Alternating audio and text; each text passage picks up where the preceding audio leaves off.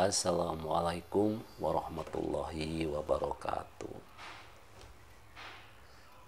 Alhamdulillah, alhamdulillah wa syukurillah wa la haula wa la quwata illa billah. Pertama kita panjatkan puji syukur kehadirat Allah Subhanahu wa taala ya, sampai pada hari ini masih terus memberikan banyak nikmat kepada kita ya, nikmat iman, nikmat Islam, nikmat sehat ya, sehat fisik, mental, sosial dan spiritual, juga nikmat waktu luang. Saudara-saudaraku, di setiap hari Kamis ya, kita mencoba memberikan konten berkenaan dengan menggali aspek-aspek budaya di masyarakat yang bisa kita gali kembali ya, untuk meningkatkan kesehatan kita ya.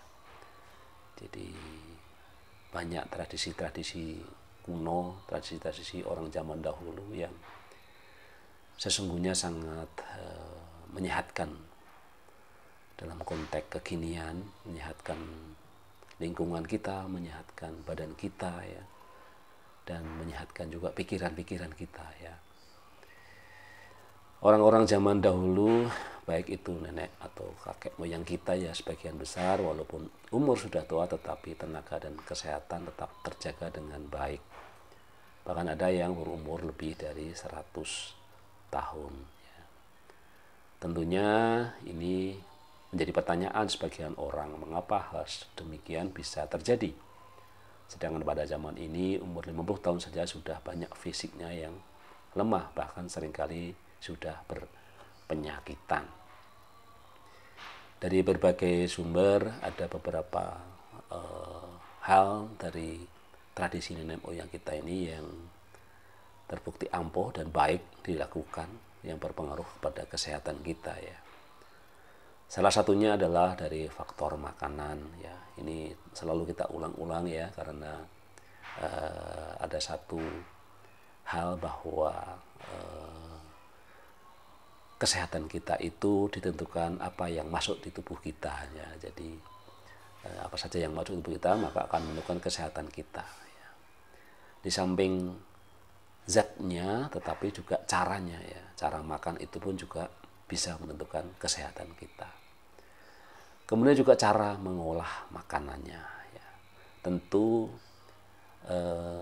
tradisi-tradisi atau kebiasaan-kebiasaan nenek moyang kita itu ya tidak sepenuhnya itu sesuai dengan cara hidup sehat ya, tetapi yang kita gali tentunya adalah hal-hal yang sesungguhnya itu ternyata bermanfaat ya. Nah, kebermanfaatan itu memang pada waktu saya kecil misalnya itu kadang-kadang dijelaskannya itu bukan penjelasan-penjelasan yang ilmiah, tetapi ya penjelasan-penjelasan yang dalam tanda petik itu berbau mitos gitu ya, tidak dari hasil penelitian. Nah, berikut ini akan kita sampaikan ada 7 tradisi baik ya, zaman dahulu yang hari-hari ini mungkin sudah jarang dilakukan, padahal ini punya manfaat di kesehatan. Yang pertama yang adalah ini dari sisi cara memasak, jadi memasak menggunakan peralatan alami. Zaman dahulu orang memasak ini dengan peralatan yang alami, ya ini peralatan yang terbuat dari tanah ya. Kalau di Jawa kita kenal ada kuali ya. Meski terkesan sudah ketinggalan zaman, ternyata memasak menggunakan wadah tanah liat dapat menambah kandungan nutrisi dalam makanan. Jadi bukan mengurangi tapi menambah ya. Para ahli berpendapat wadah tanah liat untuk mengolah makanan yang mengandung asam dapat membuat kadar pH makanan menjadi seimbang. Jadi kalau saya sebagai orang asli dari Yogyakarta ya, tradisi memasak menggunakan kuali yang dari tanah liat tadi ya masih ada yang menggunakan itu ya, terutama untuk juga kaitannya dengan masakan-masakan tradisional ya. Nah, nanti kita pembahasannya lain lagi untuk soal masakan tradisional ya, masakan tradisional juga ada yang sehat, ada yang kurang sehat gitu ya. Kemudian yang kedua ya, tradisi lama yang hari ini mulai ditinggalkan, walaupun juga saya kira banyak tempat-tempat makan sudah juga kembali lagi menggunakan cara ini, yaitu makan dengan cara duduk di lantai. Para ahli yang melakukan penelitian menyimpulkan jika duduk menyila di lantai yang dilakukan saat makan dapat memberikan pijatan pada otot perut sekaligus meningkatkan sirkulasi di bagian bawah perut. Gerakan duduk menyila juga dapat meningkatkan fleksibilitas tubuh. Namun jarang yang mengetahui jika tradisi menyantap makanan sambil duduk di lantai memiliki banyak manfaat bagi kesehatan. Ya setidak-tidaknya kalau kita makan dengan posisi duduk bersila itu, maka kalau di dalam agama itu makanlah maksimal sepertiga makan, sepertiga air dan sepertiga udara gitu ya.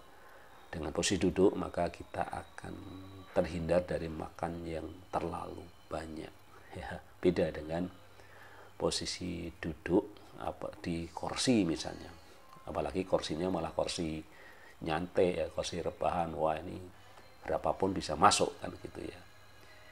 Jadi istilahnya kalau kita mau diet salah satunya makanlah dengan duduk bersila di lantai ya. Kemudian tradisi yang berikutnya adalah sarapan lebih pagi ya. Orang-orang pada zaman dahulu terbiasa menyantap makanan atau sarapan lebih pagi. Bahkan bangsa Roma menyebut tradisi tersebut dengan jentaculum, yang berarti sarapan tepat setelah matahari terbit. Ahli gizi Rujuta Diwekar membenarkan hal ini, yang menilai sarapan lebih pagi baik untuk tubuh. Bahkan yang merekomendasikan sarapan dilakukan 15 menit setelah terbangun dari tidur. Perilaku ini menuntutnya juga dapat membantu tubuh menurunkan berat badan. Ya, sementara orang-orang zaman modern ini seringkali pada menunda sarapan yang berakibat membuat tubuh merasa sangat lapar saat makan siang. Ya. Nah, tradisi ini kan kalau kita hubungkan juga dengan di Islam, ya, Islam sangat mengenal setidak-tidaknya ketika kita mau puasa kita diminta sahur, dan sahur itu adalah makan yang tentu lebih pagi dari biasanya gitu ya. Kemudian tradisi yang keempat yang hari-hari ini juga sangat jarang dilakukan ya, adalah tidak bersuara saat makan ya. Bagi manusia yang hidup di zaman ini, ngobrol saat makan itu dianggap dapat melancarkan hubungan antar satu dengan lainnya. Namun ternyata berbicara saat makan dinilai tabu di masa lampau. Dan sesungguhnya kalau kita lagi hubungkan lagi dengan sunnah-sunnah Rasul gitu ya. Jadi memang makan itu dilarang bersuara ya. Artinya kalaupun bersuara itu untuk karena kondisi yang memang memaksa harus bersuara gitu ya. Orang-orang Jawa juga sebenarnya begitu ya. Selalu jangan bicara saat makan ya. Orang-orang zaman dulu ternyata beranggapan berbicara saat makan dapat menyebabkan seseorang tersedak, dan itu memang nyata ya, atau makanan tertelan tanpa dikunyah ya. Untuk itu resiko tersedak saat menelan makanan yang belum dikunyah dapat terhindarkan ya. Bahkan para ahli menilai makanan yang dikunyah dengan baik dapat membantu proses pencernaan lebih baik ya. Ini teori waktu sekolah SD, jadi katanya kalau makanan itu harus dikunyah sejumlah gigi kita gitu ya, berapa kali gitu ya. Jadi memang untuk mengurangi beban usus mencerna ya, itu mestinya di gigi kita, dan gigi kita memang didesain juga sebagai gigi yang pemakan tumbuhan bukan pemakan hewan ya. Jadi memang walaupun kalau orang Jawa bilang tidak nggayemi ya, tetapi mestinya memang kita harus cukup banyak mengunyahnya gitu ya. Nah, dengan kita tidak berbicara pada saat makan ya insya Allah kegiatan mengunyah ini menjadi sesuatu yang mengasihkan gitu ya. Kemudian yang kelima ya, kebiasaan nenek moyang kita yang kelima yang sangat sehat ya adalah tidak menyimpan makanan untuk seharian. Ya. Tidak seperti sekarang manusia zaman dahulu tidak memiliki alat untuk menyimpan makanan agar lebih tahan lama seperti kulkas. Ya. Mereka selalu mengolah bahan makanan dalam kondisi segar yang diperoleh langsung dari alam. Akibatnya perkembangan jenis penyakit dalam tubuh manusia juga sedikit. Masyarakat modern saat ini bahkan cenderung mengolah makanan dalam porsi besar, kemudian menyimpannya untuk kemudian dipanaskan kembali. Nah ini yang selalu saya mengkritik istri ya ketika menyimpan banyak-banyak makanan di kulkas, baik bahan makanan ya, apalagi juga makanan yang sudah diolah gitu ya. Bahan makanan pun gitu ya. Saya selalu menekankan kalau bisa sayur itu ya beli aja tiap hari gitu ya. Saya kira tukang sayur juga banyak yang mau menyiapkan setiap hari ya. Zaman sekarang ya tinggal calling. Pokoknya saya pagi ini tolong saya siapkan bayam, besok lagi buncis, besok lagi wortel gitu ya. Dan itu memang ternyata memang paling sehat ya, paling sehat. Termasuk juga daging, ikan ya. Jadi walaupun orang mengatakan ini fresh dari kulkas ya.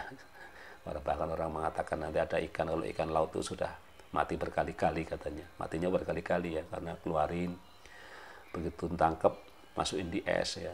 Kemudian keluarin lagi, masukin di es lagi gitu ya. Kemudian yang keenam ya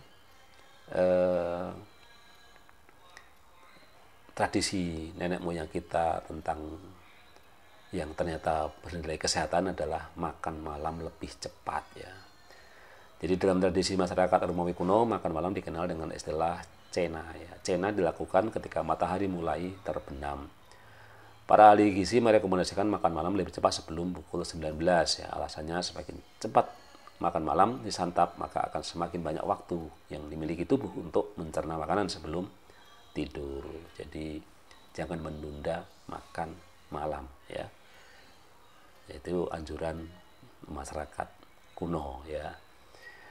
Kemudian yang ketujuh adalah makan dengan tangan ya. Nah, tradisi makan menggunakan tangan saat ini lambat laun tergusur dengan keberadaan sendok dan garpu. Namun apakah alat tersebut baik untuk kesehatan? Dalam tradisi makanan masyarakat kuno menyantap makanan langsung dengan tangan yang bersih memiliki manfaat sangat menyehatkan tubuh ya. Demikianlah 7 tradisi zaman dahulu yang berpengaruh dengan kesehatan. Tak selamanya tradisi yang ada di zaman dahulu buruk dan harus ditinggalkan. Buktinya sejumlah tradisi yang berlaku di masa lalu setelah melalui sejumlah penelitian faktanya mengandung kebaikan. Mari kita terus gali tradisi-tradisi nenek moyang kita ya, yang tentu yang bermanfaat untuk kesehatan, bermanfaat untuk tubuh, juga bermanfaat untuk lingkungan ya. Demikian konten pada hari ini yang berkenaan dengan menggali tradisi-tradisi budaya-budaya nenek moyang kita yang menunjang kesehatan kita, menunjang kesehatan lingkungan kita. Wassalamualaikum warahmatullahi wabarakatuh.